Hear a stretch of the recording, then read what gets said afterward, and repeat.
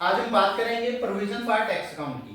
Provision का credit balance होता है, इसलिए जो ओपनिंग बैलेंस है वो इस साइड आता है बाय बैलेंस प्रोडक्ट।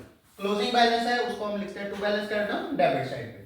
और इस अकाउंट में क्या आता है, यहाँ पे आता है बाय स्टेटमेंट ऑफ P&L, जितनी हमने प्रोविजन और क्रिएट की होती है वो यहाँ पे आ जाएगी, और यहाँ पे आता है टैक्स जो हमने पे कर दिया।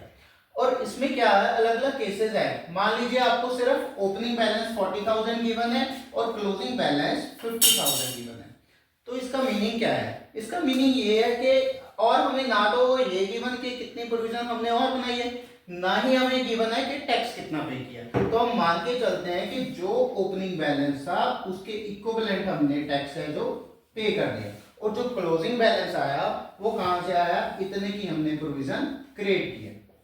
तो कैश फ्लो स्टेटमेंट बनाते वक्त हम क्या करते हैं, जो 50,000 क्रिएट किया प्रोविजन, इसको क्लोजिंग और माइनस ओपनिंग बैलेंस में ऐड ऑन कर देते हैं, और ये ऑपरेटिंग एक्टिविटी के एंड में टैक्स जो पे किया जाता है।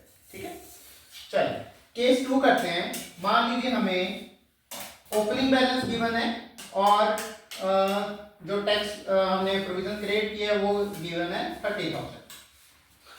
40,000 ओपनिंग बैलेंस है, 30,000 और क्रिएट कर दिया, तो टोटल बन गया जी 70,000। क्लोजिंग बैलेंस 50,000 गिवन है, तो यहां से ये बैलेंसिंग आ जाएगी कितने की, 20,000। ठीक है जी। नेक्स्ट केस 3 करते हैं। हमें क्रिएशन नहीं गिवन, हमें टैक्सेशन पे कर दिया, उसने कहता है जी 35,000 टैक्स पे किया है। अब देखिए 35 और 50,000 85,000 आ गया, तो जो बैलेंसिंग है यहाँ पे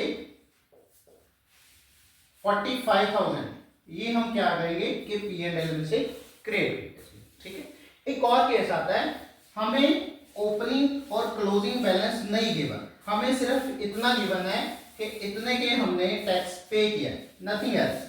तो that means opening balance 0, closing balance is 0, लेकिन टैक्सेशन पेड, टैक्स इतना पे किया हमें मेंशन है। तो बैलेंसिंग फिगर देखिए यहां से क्या आ गया, ओपनिंग क्लोजिंग तो है नहीं, तो इतने की इतनी अमाउंट हमने क्या करेंगे कि P&L में से क्रिएट किए हमने।